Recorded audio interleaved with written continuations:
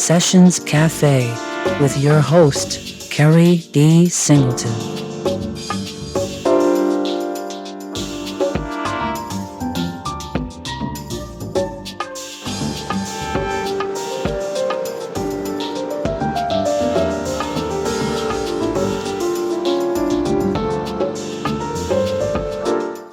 Ladies and gentlemen, welcome to Sessions Cafe. I'm your host, Keri D. Singleton, and today we have the pleasure of welcoming Miss Alicia Holmes to the show. How are you, sweetheart? I am great. Yeah, I see, because you have that tan that you snatched from San Juan and left it down there. You was enjoying that weather on that sabbatical. I really was. You definitely deserve it, though. And it seems that you brought back some of that sunshine from the island to the Northeast. Absolutely. So we appreciate that. You're welcome. Appreciate that. But let's get into your journey, because I need some financial advice, and I'm sure I speak for many who are watching the show who would benefit from your words of wisdom. So first, let's start with talking about Journey to Wealth. Talk to me. So I'm at my heart an educator, and I'm also a financial coach. Okay. And once I stopped working, financially independent, early 40s, I took 2 years and just kind of traveled the world and learned from a lot of incredible people. And then I was thinking, what do you actually want to do? And I'm an educator at heart, as I said. I love financial education, and the group that is most dear to my heart, that I relate very well to and understand the concerns around finances, is women, and particularly women of color. Okay. I work with a lot of professional women, and Journey to Wealth came out of my desire to have wealth education for women. So to be not financial literacy. Right. Okay. But wealth education. Because there definitely is a difference. Yes, absolutely. And what are the differences? Just for the sake of conversation. Wealth conversation is actually being in a position where you don't have to exchange your time for money, because you've made the kind of financial decisions that will get you there. Right. Okay. Let's go a little bit back in time in relationship to your journey. You were the first generation in your family to graduate from college. That must have been phenomenal for you. Can you take me back to that moment? Take me back to the moment when you crossed that stage and being the proud daughter, sister, mother, cousin, etc. What was that feeling like for you? You know, I hail from Bed-Stuy, Brooklyn, a working class family, some working poor, but, you know, just a strong family with amazing people. Yes, ma'am. Yeah, and I was given the opportunity to go to college. Now, I have a gigantic, I call it ginormous family. So as far as I know, I was one of the first in my family to actually graduate college. Yeah. And it's the experience of being there and what I learned. I actually had a mentor in college who was a person of color alumni who actually gave me the information that was the paradigm shift. I say the kings to the kingdom that had me do things so differently and build wealth so early in life. And so it wasn't even walking across the stage, but it was being there, getting the information that I did not know was going to change my life. Now, what school did you go to? I'm curious. I went to NYU. NYU. Excellent. You definitely have every reason to be proud. Every reason to be proud. Now, as a financial coach, what do you focus on most? So I focus on wealth building. I'm in the conversation. How do you build wealth? Right. And very often we talk about how do you invest? We talk about how do you manage your money? And we talk about how do you get out of debt and all of these things. They're all pieces of a strategy where you want to build wealth. So that's what I focus on. And I feel like I have to, I learned 3 things while I told you I had a mentor in college. Can I tell you a little bit of that story? Absolutely. I was going to say, it can't be underestimated the importance of having a mentor, not just in college, but in life. just absolutely vital. For most of us, and I say as a people of color, as Black people in America, give ourselves grace, because there's a reason that we have not been given this information about building wealth. Yes, ma'am. And mostly, if we're in that wealth building game, usually somebody has interrupted, come in, and taught us something about it. That is how we actually learn about it. Right. We have to give ourselves grace because of our history. But my story is, I was at a party on campus, on the dance floor. It was a party for students and alumni, and an alumni, we're on the dance floor, whispered in my ear, "So do you want to be rich or you want to be wealthy?" Because me and some friends, we were talking about being rich. I was going to ask you that, yeah. We were talking about the difference, yeah. Yeah. And so, can I ask you, if somebody asks you that question? My answer I would want to be wealthy, because rich seems to be a more fleeting type of experience than being wealthy. I love it. I love it. So my question, I was like, well, what's the difference? And he said, if you're rich, you'll have money. If you're wealthy, you'll have time. And so I was introduced to a paradigm shift. Like, what does this wealthy game look like? Yeah, what does that look like? Yeah. And so I got the information, hit the ground running, and I've been in the wealth building game. I'm talking about first job out of college. I knew be masterful at managing your money. I knew being an investor and focus on your net worth, because I was taught you cannot hit a target you can't define. That's a good point. So I was introduced to wealth, net worth. So how most people measure their income, like how much money am I worth making? Correct. How much more? I never measured that. Okay. I was taught to measure your net worth. Okay. Wow. And that's very different. Now, again, we skipped over the mentor. I want to hear about that mentor. I want to hear how he or she assisted in creating the woman that's sitting across from me. So everything I'm talking about, I learned this. Like it was laid out for me. Okay. But the most important thing that I learned. So he would always ask me, like, if money were no object, what would you want to do? What's really most important to you? So I was in this habit of just dreaming, like, what do you really want? And one of the things I find, if you're not in the wealth building game, there's a large chance that you've given up on that you're actually not in the conversation. So that's one piece that is invaluable. And then the other piece is concrete. One, Alicia, you want to be in the wealth game? Measure your net worth. Your net worth is assets. Subtract your liabilities, your net worth. That's the only game of wealth. Your income can go up and up and up, but if your net worth is not growing, you're not building wealth. You're not building wealth. Right. And then I was taught to be masterful at managing my money. And what that means is when resources are flowing in and out of all of our lives, resources are only flowing out to one or two places. They're building your wealth, or they're building someone else's wealth. That's right.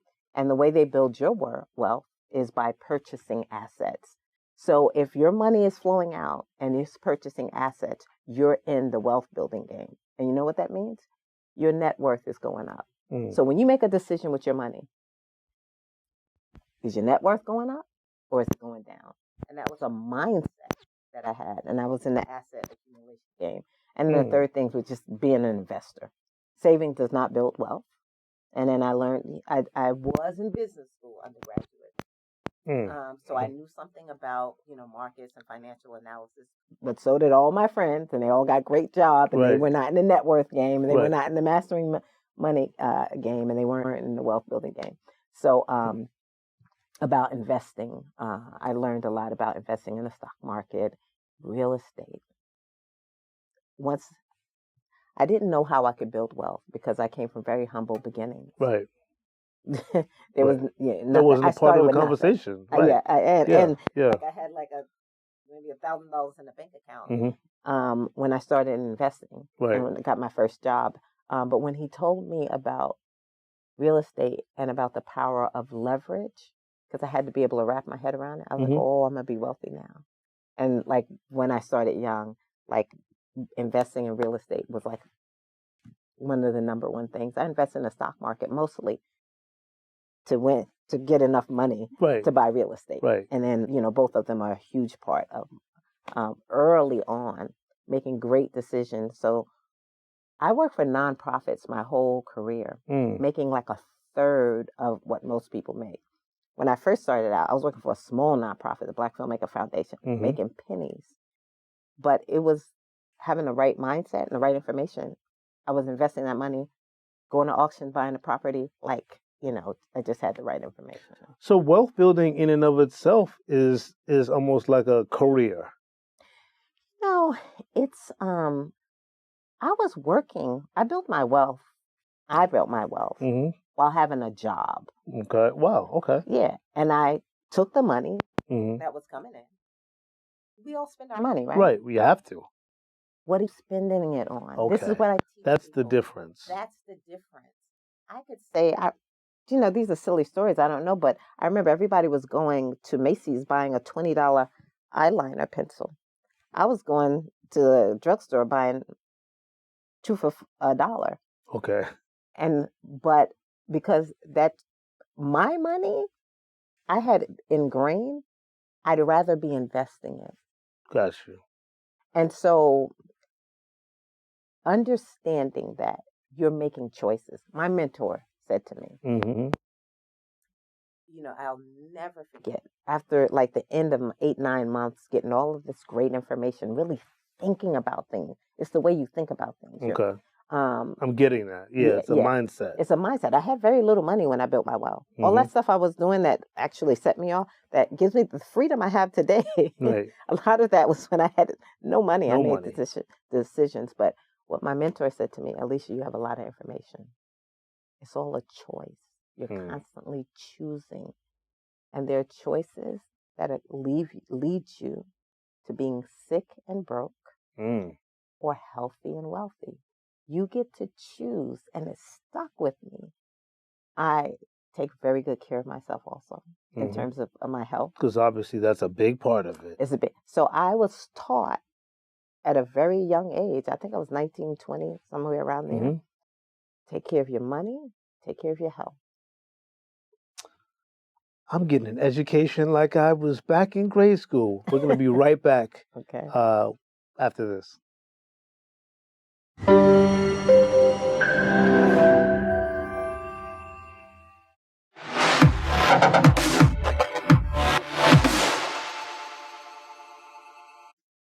And we're back here on Sessions Cafe with Miss Alicia Holmes. I wanted to talk to you about the importance of generational wealth. I don't even know if I want to expand on the question. I just want to hear your thoughts on the importance of it. Oof. Right. It's everything. We don't want every generation starting from scratch. We want to set each generation up. The decisions I'm making right now are going to help my children's children. Right. And then I'm setting my children's mindset up so they can help their children and their children's children. Exactly. It's going to be like a family crest. Right. Like what we value. We value making smart decisions. We value health. We value being smart about your money. We value education. We value community. We value being of service. And that's all generational wealth. Yeah. It's not just the money. Right. Because there are obviously there are the environmental factors that get woven into a person's destiny. But I think what you're saying is that it also has a lot to do with just making decisions, making smart decisions, sound decisions, and forward-thinking decisions. Absolutely. We all get to choose. We all do. Okay, so this is a subject that we laughed about this before we went on air because I couldn't even pronounce it correctly, and I'm an English major, right? Cryptocurrency. Now, this is something that our producer Chris Williams is really, really, really, really big and focused on. As a matter of fact, I'm embarrassed to say, but I tell it all when the camera comes on. On the subway ride here, he was trying to explain it to me, and it was like he might have been speaking another language. I was getting dizzy, and I was like, Chris, you're just going to have to explain it to me when my mind is clear. But there's nothing to explain. It is what it is. I'm just like, all right, whatever. I had a lot on my mind in terms of getting ready for the show. What he's saying is it's not that difficult to explain. It's not that difficult to figure out. And I thought to myself, you know what? I love my producer. He's one of my best friends. But I'll just wait until I sit and talk with Ms. Holmes so I can get a real concrete explanation. And because that way I can focus. So what the hell is cryptocurrency? And why is Chris always laughing and smiling and happy about the progress that he's making? And why am I clueless? So I used to say that crypto is the future of money and the future of transacting, but it's no longer the future of money and future. Okay. It's here. It's here. The future is now. The future is now. Can I just start by saying, like, I've always invested in innovation and technology. Like back in, was it the early 90s? I was investing in Apple stock, and I was investing in Apple. Forward thinking. When they were making fun of Bill Gates. I remember he was on the David Letterman show, and he was like, "Oh, I'm going to have a computer on my desk. I'm going to have a computer at home." It seemed crazy at the time because computers used to take up a block. Exactly. A block. Yeah. But I would look at the technology. How is it going to change our lives in the future? What is it going to give us access to? So, long time. Early investor in Amazon. I was like, okay. Early investor in Google. All of these things. So I am an innovation investor. Okay. Same thing with cryptocurrency. I kept hearing about it, and I said, you know what? It sounds fascinating. It sounds like the future of how we can transact. Right. And so then me and a dear friend of mine, because I was introduced to it in 2012. It wasn't until Wow. Yeah. Wow. Making me feel like a Flintstone over here. And I'm like, oh my God, if I had invested in it then. But in about 2015, 16, me and a friend of ours said, we're not going another year without learning about cryptocurrency. And so what I did was I did my research. I didn't listen to what everyone else, was saying, scam, all kind of stuff. I was like, oh, it's a technology, it's innovation. Let me see what it is. I read the white paper for Bitcoin. Okay. And I was blown away. So in layman's terms, in baby... Okay, so I want to give it, I'll give it to you. What is... No, I'm fascinated here, but I still don't know what it is. Okay, so let me... I don't think I'm alone. Okay, I'll try my best. She's gonna try. No, okay, so... is it a new form of transaction? Yes. So, the cryptocurrency is built on something called blockchain technology. Are you familiar with blockchain? I am not. Are you familiar with that people talk about the blockchain or anything like that? No. Okay. It's okay. It's okay. It probably isn't, but right, you're educating me right now. No. Yeah. So the blockchain is the technology. So I often say that the blockchain is going to do for transacting what the internet did for giving us access to information. Okay. And I think the comparison helps people understand it. It does. Yeah. So what the internet did, two very simple things. It let two computers talk to each other. And then it let two computers exchange, well, not two computers exchange information. Correct. Between each other. And so that very simple thing had the most largest implications in the world for how we have access to information and communication. That's right. Yeah. The blockchain, and when I have a background, I said, what is this internet thing? The same thing I did when I looked at cryptocurrency and got excited. I looked at the web and got excited about that. I'm like, oh my God, it's going to change everything. So you have to have a mind for how is this going to impact things. So the blockchain. So what the blockchain is it's a number of ledgers. Everything we do is data centered and recorded. Yes. Everything. Everything. You buy something, It comes out of inventory.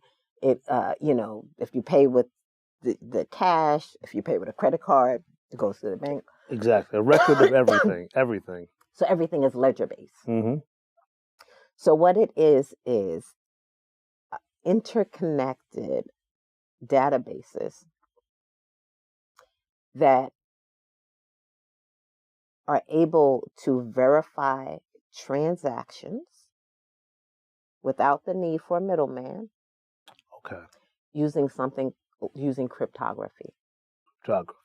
And so what you're able to do is do peer-to-peer transactions Mm-hmm. and have it verified through a network of ledgers using cryptography and this whole clearing of the block. Mm.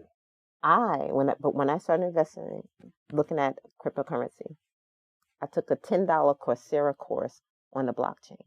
Like, wow, this is fascinating. One of the best moves you've ever made. Yes, and then I read the white paper for Bitcoin, and people don't understand why Bitcoin was even created. It was created in 2008-9, and it was it was created to deal with the egregious abuse of the financial system that we saw in 2008 with the financial crash. Yeah. Mm-hmm. Let's create a way of transacting using this blockchain technology, internet based, where you do not have to rely on large institutions, where you can just transact. It's purely transactional. With each other, without having to go through a bank, a financial institution. And so they created a technology and built it, just like they created the internet, TCP and all of those things, packets and exchanging, so that we can have the internet and computers can talk to each other. They built a technology, the blockchain, in order to accomplish it. So what it lets you do is transact peer-to-peer, and you do not have to depend on any outside agency to be able to rely on that transaction. So you can navigate for yourself. Peer-to-peer. Wow, that's it. Sidebar, I feel compelled to say this. Isn't it absolutely amazing and at the same time disgusting that we can create such fascinating, phenomenal platforms, but we can't seem to end homelessness and war and things that don't require half as much thought. It's that must have been one of the best $10 you ever spent, right? Self-made millionaire at 30, at 40, you achieve financial independence. What does financial independence look like? Because a lot of people have no clue what financial independence looks like. Financial independence, and again, I was taught this at 19, 20. It's when you do not have to exchange your time for income, because the financial decisions you make have your money working for you. Okay. And so that's independent. You don't have to exchange your time for income. And my mentor told me this at 20 years old. And I was like, what? Like, the only thing I had ever heard of is retirement when you were 60. Exactly. And he's like, no, you could be financially independent anytime you want when you make the right financial decisions. Yeah. And I was like, well, if that's the case, I'm going to do it by the time I was 30. That's what I said. All my decision making around my money, because now I had the right information, was let me make the kinds of decisions with my money that by the time I'm 30, I don't have to exchange my time for income. Before we close out, I want to know how people can get in touch with you so that they can get more information about the wonderful world of Alicia Holmes. No, I'm just kidding. More importantly, if people want to, take a class or just, absorb your knowledge on a grand scale, how can people get in touch with you to do that? So you can find me on Instagram at the Alicia Holmes. And this entire year, I am on my own version of a sabbatical. So I am taking off the whole year, spending time with family and friends. It's a big birthday year for me. Okay. Getting tans. Uh-huh. I know, that's right. But I do have, if you go to my flow code, I have a free community. Okay. I come in I share all of the information that I can. Every 3 months, I'll do like a Ask Me Anything. I'll bring in other speakers. But, so I'm not teaching this year. But, please, people can get access to the knowledge. Yeah, you can get access to the knowledge. Thank you so much for sharing all of that knowledge, those words of wisdom, and that oh so important education with myself and my audience. I'm clear now. I'm ready to be wealthy. I'll see you guys next week.